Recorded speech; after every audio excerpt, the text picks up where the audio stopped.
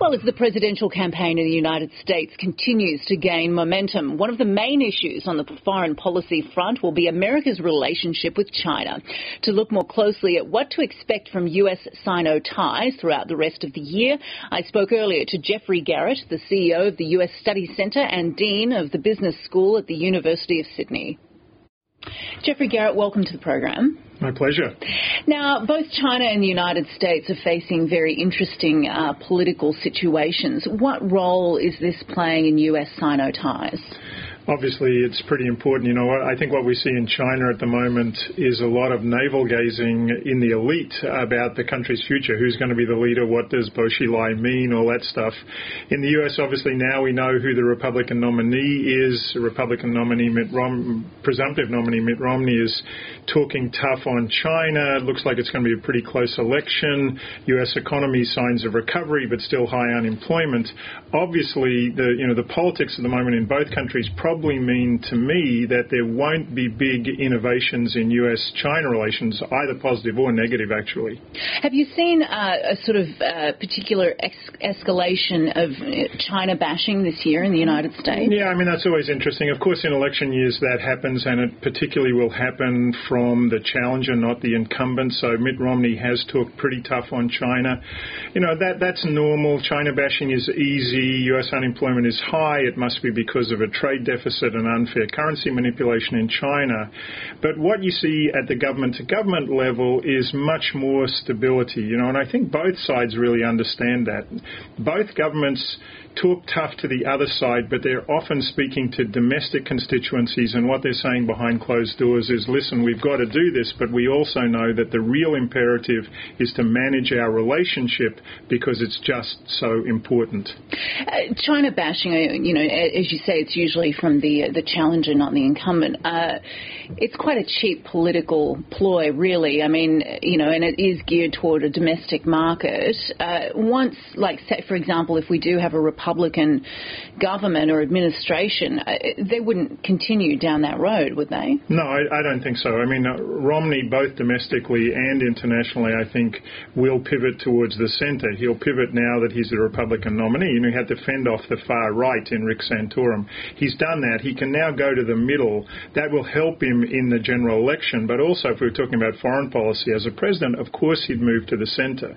And I think what we have to understand about US-China economically is that American big business, American multinationals are booming, and one of the reasons they're booming is because they use China so successfully, not only as a manufacturing and assembly platform, but increasingly as a market. So what they want are things like intellectual property protection and market access. They don't care about the trade deficit, and they don't actually care so much about currency, particularly since the RMB has appreciated, about 40% against the US dollar since 2005. It's interesting. That brings me to my next point. These two economies have really evolved into quite a strange codependent relationship. Yes. Do you think that concept, though, is not necessarily understood by perhaps the general American public? I don't think it is understood because, of course, in the US, as in Australia and other countries, when the general public thinks about economic relationships, they think about wins and losses in trade, who has the trade surplus. So the fact that the US trade deficit with China is massive, close to $300 billion in an environment in which the US is losing manufacturing jobs and has high unemployment, that's a very easy equation to make. It's much tougher to understand, for example, what China means for Apple, allowing Apple to have these massive profits, or the fact that a car company like General Motors has recovered, but the way it's recovering is to sell cars in China that it builds in China, not in Detroit. That's a tougher political story because politics has to be about jobs. Where are the jobs? And you don't see it in this complex multinational firm slicing up the value chain around the world. It's just a harder story, so the companies stay essentially in the background, leaving the politicians to play a pretty tough game, I think. So what's the solution then? Because the trade relation between China and the US is very important to both countries. Obviously there are threats and there are, benefits. What's the solution there? Well, on the trade side, I've noticed that one thing the U.S. is doing at the moment, which is, it's all about framing. So what the U.S. says is, listen, our exports to China are booming. In fact, they're growing much more quickly than our exports to the rest of the world. What they don't tell you in that environment is that the trade deficit is actually getting bigger and bigger and bigger because Chinese exports to the U.S. are growing even faster. They also don't want to tell you about whatever it is now, the $1.6 trillion in U.S. securities that the Chinese government holds, even though everyone in the U.S. knows that it's Chinese holding of U.S. securities that allows the U.S. to run essentially a zero interest rate policy. It is interesting, isn't it? There's also this continued long-standing tension over the yuan, and it's a very popular domestic issue to sort of trot out.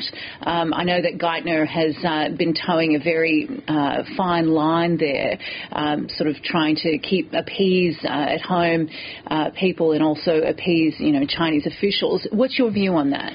Well, let's talk about the sort of legalism of this. Labeling China a currency manipulator in the U.S. in some capital letter sense would be a very big deal because under U.S. law it would allow you to trigger trade sanctions against China. So Mitt Romney has said that he would do that on day one of his presidency. But would he actually do that? No, absolutely he wouldn't do it. And of course, as you said, not only Tim Geithner but also Barack Obama has talked tough on the yuan for 4 years now. But when it comes to the crunch, they don't do anything. Why is that? I think it's a pretty complicated story, but the bottom line is that the Chinese currency has appreciated in nominal terms 35%, in real terms about 45%. That's basically what the U.S. wanted. The political problem is that it hasn't helped the unemployment rate. So, you like the trajectory of the RMB, and we've now seen the band expand. You understand that multinational corporations don't care as much about it if you're in the U.S. government, but you also understand that you've got to feel the country's pain, and that means more China bashing. But I think that the U.S. government just says to the Chinese government, behind closed doors, we've got to do this, but you also know that our policy won't change. We're not going to blow up this relationship. Just on that, if we do see, well, first of all, do you think that Obama will be reinstated as president? And secondly, if so, what would the U.S.-Sino sort of relationship look like over the next 4 years? Will Barack Obama be re-elected? If you put a gun to my head today, I would say yes. But what does it depend upon? We've got a couple of big fights coming up. Healthcare, the Supreme Court's probably going to rule a bit of Obama's healthcare legislation unconstitutional. What does Obama do about that? We've got another budget government shutdown battle probably in late August, early September. We've got Iran looming in the background. But above all, of course, we've got the U.S. economy. And, there have been obviously a lot of signs now of recovery in the U.S., but the unemployment number is the big one in terms of politics. I think if the unemployment rate in October begins with a 7, not an 8, where it is today, you'd say Obama would get re-elected. But if you were talking about U.S.-China relations, U.S.-China relations actually, I think, would be pretty similar under Romney to Obama.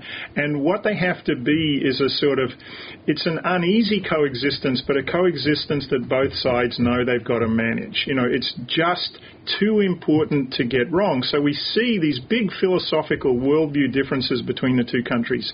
They're real. They're not going away.